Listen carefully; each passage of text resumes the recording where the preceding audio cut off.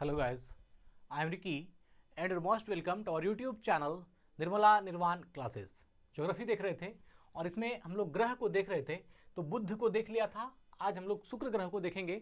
Venus में क्या क्या है और शुक्र ग्रह का पूर्ण जानकारी मिलेगी इस वीडियो में आपको। ये 16 पॉइंट आपको दिख रहा होगा, यहाँ पॉइंट 1 है और 16 तक ये लास्ट वीडियो हो जाएगी शुक्र ग्रह की। तो जैसा आपने बुध में देखा है इसके पहले की वीडियो में, ठीक वैसा ही है और बेहतरीन नॉलेज है, एकदम पॉइंट टू पॉइंट है। और इसमें हम लोग पूरे शुक्र ग्रह को जो वेनस के बारे में जानकारी है उसको अच्छे से ग्रहण करेंगे। बस रिक्वेस्ट होगा लास्ट तक बने रहिएगा। चलिए ठीक है, शुरू करते हैं आज की वीडियो का। प्रथम पॉइंट जो है ना, शुक्र ग्रह जो वेनस है ना, जिसको शुक्र ग्रह बोलते हैं, बुध के बाद यह जो सूर्य, बुध के बाद जो ग्रहों का क्रम है सूर्य के दूरी के अनुसार, तो बुध के बाद यह सूर्य के सबसे नजदीक का ग्रह है ना। बुध, शुक्र, पृथ्वी। तो पहले बुध के बाद कौन हो गया? शुक्र हो गया।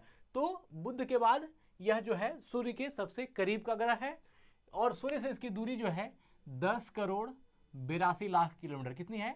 10 करोड़ 82 लाख किलोमीटर सूर्य से शुक्र ग्रह की दूरी है। आकार और भार में है ना, आकार में और भार में ये पृथ्वी के लगभग बराबर है।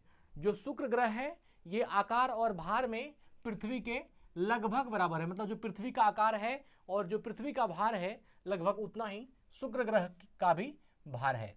और इसे पृथ्वी का जुड़वां ग्रह, अर्थ ट्विन या अर्थ सिस्टर्स है ना, अर्थ ट्विन्स या अर्थ सिस्टर कहा जाता है पृथ्वी का जुड़वां ग्रह।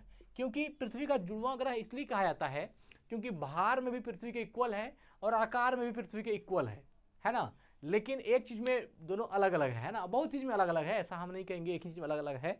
पृथ्वी का जो घूमने का जो डायरेक्शन है वो क्लॉकवाइज है और एंटी क्लॉकवाइज है, और इसका जो है वो क्लॉकवाइज है। अर्थात जो ग्रह अरुण है यूरेनस और जो शुक्र है, इस दोनों की जो घूमने की गति है यह आपका क्लॉकवाइज है। जबकि पृथ्वी का, इस दोनों को छोड़ करके बाकी जितने भी ग्रह हैं सबका चक्कर लगाने का जो डायरेक्शन है वह आपका पश्चिम से पूर्व है, मतलब कि आपका एंटी क्लॉकवाइज है। और इस दो का मतलब शुक्र का और अरुण का क्लॉकवाइज है। तो ये अंतर है, ठीक है। लेकिन भार और आकार में समान होने के कारण इसको पृथ्वी का जुड़वां ग्रह भी कहा जाता है, पृथ्वी का बहन भी कहा जाता है ना, अर्थ सिस्टर भी कहा जाता है, अर्थ ट्विन भी कहा जाता है। अपनी धुरी पर एक चक्कर लगाने में 243 दिन लगता है। शुक्र को अपनी धुरी पर एक चक्कर लगाने में कितना दिन लगता है? 243 दिन। और ये सबसे ज्यादा दिन है। अपनी धुरी पर सबसे ज्यादा समय लेने वाला ग्रह यही है, अपनी धुरी पर चक्कर लगाने में। तो यह अपनी धुरी पर एक चक्कर लगाने में 243 दिन का समय लेता है। यह अरुण अर्थात यूरेनस की भांति पृथ्वी के विपरीत दिशा में घूर्णन, अर्थात पूरब से पश्चिम है ना, पृथ्वी के विपरीत दिशा में घूर्णन करती है। बाकी सब ग्रह और शुक्र और अरुण दो ऐसे ग्रह हैं जिसका जो गति है वह क्लॉकवाइज है। और बाकी सारे जितने, मतलब कि क्लॉकवाइज मतलब क्या हो गया? तो आपका हो गया पश्चिम से पूरब, और बाकी क्लॉकवाइज हो गया पूरब से पश्चिम, और एंटी क्लॉकवाइज हो गया पश्चिम से पूरब। तो पश्चिम से पूरब में बाकी सभी ग्रह घूमते हैं, लेकिन पूरब से पश्चिम में दो ही ग्रह घूमता है, अरुण और शुक्र। तो यह अरुण जो है, जो यूरेनस बोलते हैं है ना, कि भांति पृथ्वी के विपरीत दिशा में घूर्णन अर्थात पूरब से पश्चिम दिशा में घूर्णन करती है। इसका द्रव्यमान जो है पृथ्वी के द्रव्यमान का 0.815 गुना है। जो पृथ्वी का द्रव्यमान है, पृथ्वी के द्रव्यमान का जो शुक्र का द्रव्यमान है वह पृथ्वी के द्रव्यमान से 0.815 गुना है ना, 0.815 गुना है। किसका द्रव्यमान? तो शुक्र ग्रह का द्रव्यमान। शुक्र का जो घनत्व है वह 5.2 ग्राम प्रति घन सेंटीमीटर है ना। शुक्र ग्रह का घनत्व कितना है?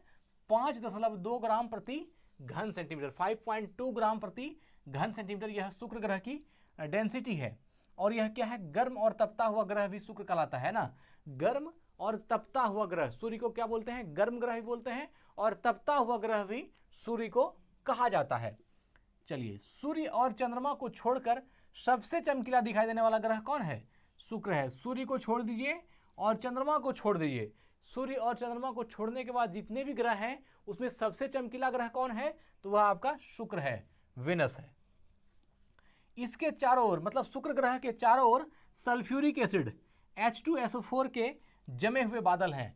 शुक्र ग्रह के चारों ओर किसके बादल जमे हुए हैं? तो सल्फ्यूरिक एसिड का, H2SO4 का। जो शुक्र ग्रह है इसके चारों ओर है ना, शुक्र ग्रह के चारों ओर सल्फ्यूरिक एसिड अर्थात H2SO4 के बादल जमे हुए हैं। याद रखिएगा, अगर आपसे ऑब्जेक्टिव में आता है कि शुक्र ग्रह के, या कहेगा कि सल्फ्यूरिक एसिड किस ग्रह के चारों ओर बादल के रूप में जमे हुए हैं? तो शुक्र ग्रह के चारों ओर सल्फ्यूरिक एसिड जो H2SO4 है वह बादल के रूप में जमे हुए हैं, याद रखिएगा। और यही बादल जो शुक्र के धरातल से 80 किलोमीटर ऊंचाई पर हरदम छाए हुए रहते हैं। मतलब जो शुक्र का जो धरातल है उससे 80 किलोमीटर की ऊंचाई पर ये जो बादल है H2SO4 का वह हमेशा क्या होता है? छाया हुआ रहता है, हरदम छाया हुआ रहता है। वही कह रहा है कि इसके चारों ओर, शुक्र ग्रह के चारों ओर सल्फ्यूरिक एसिड के जमे हुए बादल हैं जो शुक्र के धरातल से, जो शुक्र ग्रह का धरातल है उस धरातल से 80 किलोमीटर ऊंचाई पर, धरातल से 80 किलोमीटर ऊंचाई पर हरदम छाए रहते हैं। और यह जो है ना 80 किलोमीटर ऊंचाई तक हमेशा छाया हुआ रहता है वो बादल। किसका बादल? तो सल्फ्यूरिक एसिड का बादल। शुक्र ग्रह का वायुमंडल लगभग 97% कार्बन डाइऑक्साइड से भरा हुआ है। इसका जो वायुमंडल है शुक्र ग्रह का वो क्या है? 97% कार्बन डाइऑक्साइड CO2 से भरा हुआ है। तो कार्बन डाइऑक्साइड देखिए शुक्र ग्रह के वायुमंडल में सबसे ज़्यादा क्या है? कार्बन डाइऑक्साइड है, जो कितना है? 97% है ना। 97% कार्बन डाइऑक्साइड से भरा हुआ है शुक्र ग्रह का वायुमंडल। और शेष मात्रा में जो है नाइट्रोजन है, जलवाष्प भी है और अन्य तत्व है। मतलब 97% सिर्फ कार्बन डाइऑक्साइड है, अब बाकी 3% में नाइट्रोजन भी है, जलवाष्प भी है और अन्य तत्व भी मौजूद है। शुक्र का वायुमंडलीय दाब पृथ्वी के वायुमंडलीय दाब से 90 गुना ज़्यादा है। शुक्र ग्रह का जो वायुमंडलीय दाब है, एटमॉस्फेरिक प्रेशर जिसको बोलते हैं, जो कि शुक्र ग्रह का एटमॉस्फेरिक प्रेशर है वह पृथ्वी के एटमॉस्फेरिक प्रेशर से 90 गुना ज़्यादा है। अब आप सोच लीजिए, अगर पृथ्वी पर एक बार का है ना, एक बार जो है वो आपका एटमॉस्फेरिक प्रेशर का यूनिट है, तो जो पृथ्वी पर एटमॉस्फेरिक प्रेशर 1 बार मानी जाती है, एक बार के बराबर, तो यह जो है शुक्र ग्रह पर कितने हैं? तो 90 बार के बराबर, 90 गुना ज़्यादा है। शुक्र का वायुमंडलीय दाब पृथ्वी के वायुमंडलीय दाब से 90 गुना ज़्यादा है ना, 90 टाइम्स ज़्यादा है। ठीक है, तो भोर का तारा, मॉर्निंग स्टार भी शुक्र को कहते हैं, तथा सांझ का तारा मतलब इवनिंग स्टार भी शुक्र ग्रह को कहते हैं। तो भोर का तारा भी शुक्र और शाम का तारा मॉर्निंग स्टार भी शुक्र और इवनिंग स्टार भी शुक्र। बुध ग्रह की भांति शुक्र ग्रह का भी कोई उपग्रह नहीं है। जिस तरह बुध ग्रह का कोई उपग्रह नहीं है ना, बुध ग्रह की भांति शुक्र ग्रह का भी कोई उपग्रह नहीं है। मतलब शुक्र को भी कोई उपग्रह नहीं है और बुध ग्रह को भी कोई उपग्रह नहीं है।